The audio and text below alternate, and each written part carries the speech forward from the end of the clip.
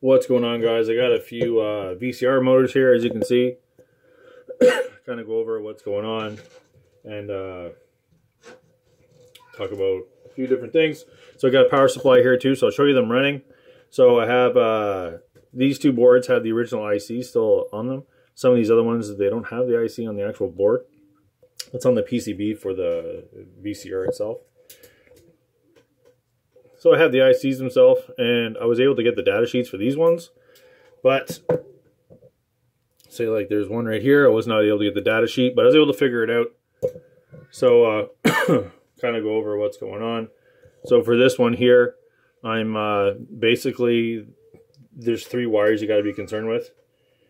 And I could just tell from looking at how this works. So basically on this board we have, and this one is an M51721SL. Okay, so I could not find a data sheet anywhere, a picture of a data sheet, nothing for this thing on the internet. So I just looked at the board, I took the board off and looked at it. And the thing is too, some of these boards you can't just screw them to the other motors and whatnot, or what have you. You can't just switch things around. So you'll understand why I'm explaining that when I run this one. You hear it's got a bad bearing. I gotta replace it. Replace the bearing, just heat up the aluminum, pop the steel bearing out, replace it. So what I did was I just kind of traced back the board. So basically this is kind of getting a signal from the motor itself, and then it sends that signal out to a different part on the PCB on the VCR, right? And then all that comes back and then gives the signal to the motor. Okay, so what I did was I just need a timed signal, a positive signal, so I can just use a resistor for that, right? So I just calculated a resistant value for the motor, and just got a rough number, threw it in there, and it worked. So basically I have a resistor from the positive to my signal wire. Can't really see it, it's there, trust me. I'll even try to show it to you right there. See right there? Okay. It's on the positive.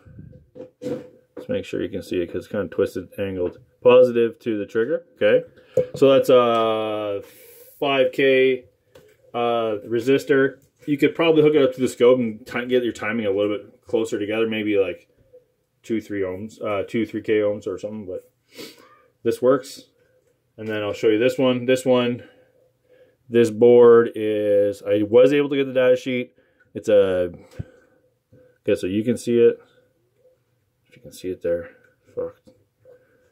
Come on. There we go. BA6 41F9 41FAFS. I'll say that again.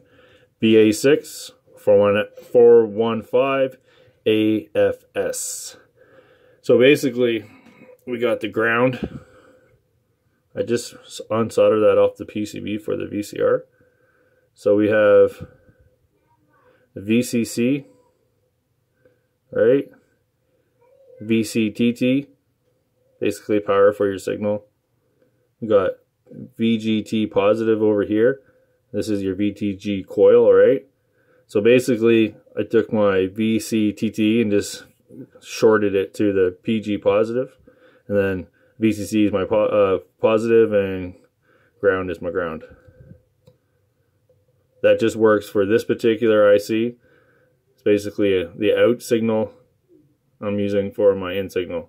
Just patch those together. Does that make sense? So now I'll show you them running, and then I'll run this on a homemade circuit, and I'll later on in another video, and I'll show you the difference between like wasting your time and jerry rigging these on a circuit. You know, how much less performance, how they're not going to work very well, and they're going to use more current. And then I have this one wired up for 3-phase. Say start phase, finish, start B, finish B, start C, finish C. It's a 9 pole. If it was 12 pole, I'd run it different. And then I have another motor here. It's the same as that one. This one's 3-phase, but it's 2-phase starting this way, and the third phase starts on the other end. It's kind of weird. So basically 2-phase with a single phase or something like that. Basically all these motors are a little different. So you kind of got to mess around and see what's going on. But not running it with a proper circuit or IC, kind of just wasting your time. See some people running these with like a magnet and a big push coil, with a push coil the size to rewind about 1,000 of these motors, and then they're only using one side of the coil, meaning half the energy is being wasted on them. They're not using the other side of the coil. So I don't really understand it. These motors don't use a lot of power.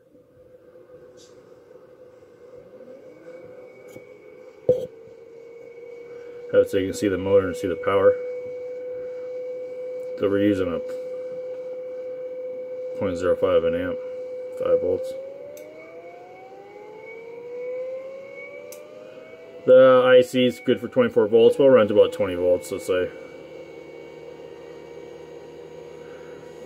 0.15 volts, 0.15 amps. Lots of power.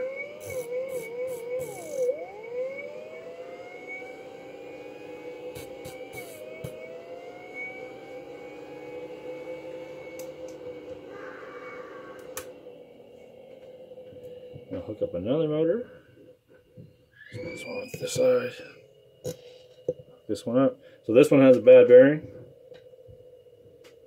I know because I took the board off and ran it on the other motor and it was fine.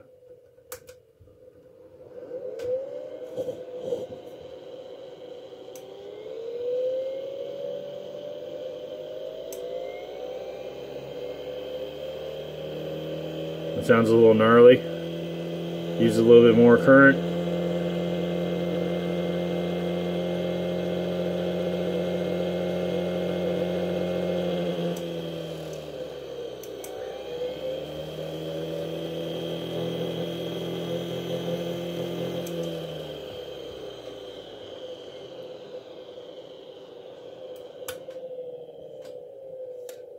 And does not stay spinning too long. When I originally took it apart to remove all the guts and everything, if you're going to remove the guts too, use a heat gun. Basically just heat it up so the glue and the parts will just fall off. All this signaling, basically you'll have your little, your read heads, right? There'll be little heads in there, and that actually reads the tape, and then that's going to give that signal through those, there are metal coils in there. Coils with magnets or whatever. Just heat it up and they'll fall right out. So that's basically it for now. I'll make some other videos, you know, like I said, running this on a homemade circuit and stuff like that, and going over some of those things. And like I said, I have a 3-phase speed controller coming for this motor, and I'll show that running. Basically just one of these pops on top.